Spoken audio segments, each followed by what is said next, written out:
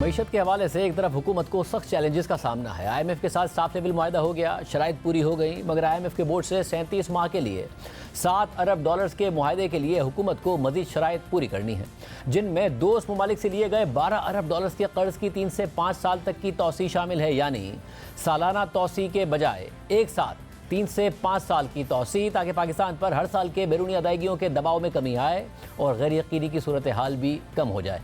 $12 अरब पाकिस्तान ने चीन, सऊदी अरब और मुत्तहिदा अरब अमारात से लिए हैं, जिनमें सऊदी अरब के $5 अरब, चीन के $4 अरब और मुत्तहिदा अरब अमारात के $3 अरब शामिल है। इस बात की तस्दीक खुद वज़ीर ख़जाना ने की कि IMF चाहता है कि इन $12 अरब की सालाना तोसी के बजाय उनमें एक साथ 3 से 5 साल की तोसी की जाए। इसके अलावा वज़ीर तवानाई उवैस लगारी और वज़ीर ख़जाना मोहम्मद औरंगज़ेब ने चीन का दौरा किया और बिजली के कारखानों पर दिए गए कर्ज की रीप्रोफाइलिंग पर मुज़ाकरात किए गए। मेहताब हैदर की जंग और द न्यूज़ में खबर के मुताबिक पाकिस्तान को चीनी बिजली के कारखानों को 2036 तक $15.4 अरब अदा करने हैं और पाकिस्तान इस अदायगी की मुद्दत में 5 से 8 साल की तोसी चाहता है। जबकि वज़ीर तवानाई उवैस लगारी के मुताबिक रीप्रोफाइलिंग के नतीजे में बिजली की लागत में जो भी कमी आएगी, उसका फ़ायदा बिजली की फ़ी यूनिट कमी की सूरत में आवाम को पहुँचाया जाएगा। जबकि इसके साथ ही आज 2 अहम खबरें सामने आई हैं।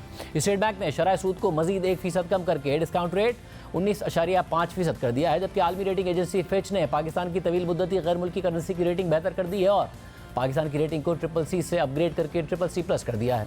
और इस अपग्रेड की वजह बैरूनी फंडिंग के हवाले से गैर यकीनी सूरत हाल का ख़त्म होना है, क्योंकि IMF के साथ $7 अरब के कर्ज मुआहदे के लिए स्टाफ लेवल मुआहदा हो गया है। जबकि फिच के मुताबिक गुज़िश्ता शॉर्ट टर्म प्रोग्राम में बेहतर कारकर्दगी दिखाने की वजह से मुल्क के खसारों में कमी आई और ज़र मुबादले के ज़खायर मुस्तहकम करने में मदद मिली और आने वाले दिनों में मज़ीद बेहतरी की तवक्को है। मगर पाकिस्तान की बैरूनी फंडिंग की ज़रूरियात इस लिहाज से मुआशी सूरत हाल को नाजुक बना देती हैं कि अगर पाकिस्तान चैलेंजिंग रिफॉर्म्स करने में नाकाम हो गया तो फिर IMF प्रोग्राम के तहत कारकर्दगी और फंडिंग के इंतजामात पर असर पड़ेगा। आज वज़ीर ख़जाना ने भी फिच की रिपोर्ट पर तबसरा किया। जो आज फिच की रेटिंग अपग्रेड हुई है, ये रिफ्लेक्शन है उस जर्नी की जो पिछले हम 4 या 5 महीने से तंदही से हम काम कर रहे हैं to get more permanence in the macroeconomic stability. तो ये जितनी रेटिंग एजेंसीज हैं, इनके साथ गुफ्तगू शुरू हुई थी during the spring meetings and IMF during the March time frame. हमारा इनके साथ पूरा एक राब्ता रहा है। ये पिछले हफ्ते और 10 दिन के दौरान हम तीनों रेटिंग एजेंसी से मिले, फिच के साथ हमारी बड़ी डिटेल गुफ्तगू हुई और उसके नतीजे में आज जो अपग्रेडिंग सामने आई है वो जाहिर करती है कि जो एक्सटर्नल फाइनेंसिंग साइड पे specially now with the staff level agreement having been in place, उसने एक बहुत अहम किरदार अदा किया है in terms of helping with this upgrading.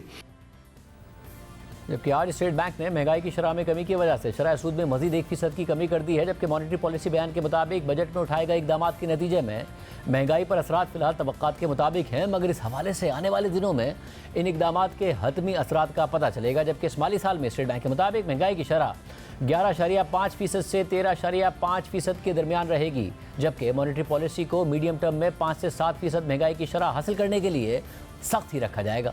आज गवर्नर स्टेट बैंक ने करंट अकाउंट खसारे में कमी और बैरूनी कंपनियों के मुनाफों की अदायगी की तफसीलात भी बताई।